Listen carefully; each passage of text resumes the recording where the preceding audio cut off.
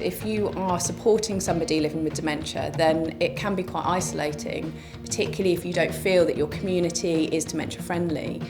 The good news is that there are many things that we can do in order to support somebody to live well with their dementia.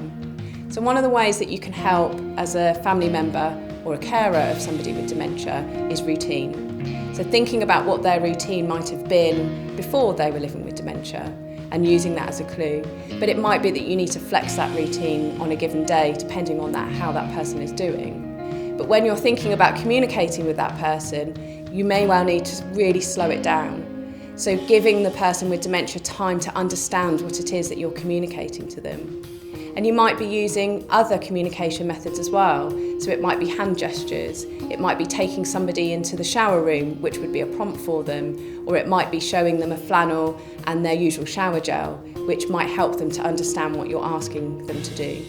One of the consequences of dementia is that somebody might start to lose their sense of identity.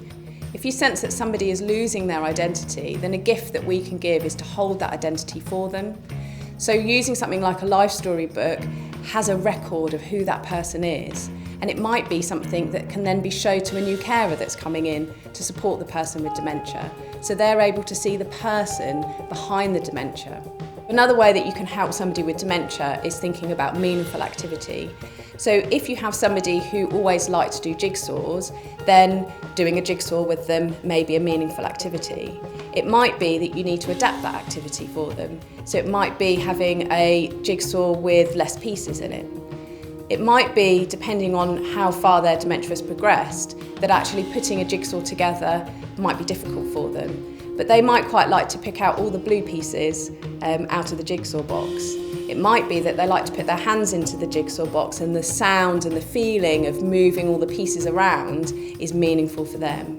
Or it might be that actually opening up the jigsaw box and that smell that you get is really meaningful for that person and is really powerful. It might bring back memories, it might feel familiar, it might bring lots of lovely feelings.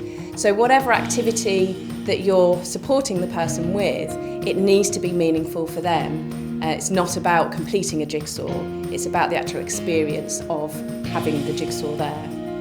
I hope you found what I've talked about today informative. And remember, we all have our part to play in making our communities more dementia friendly.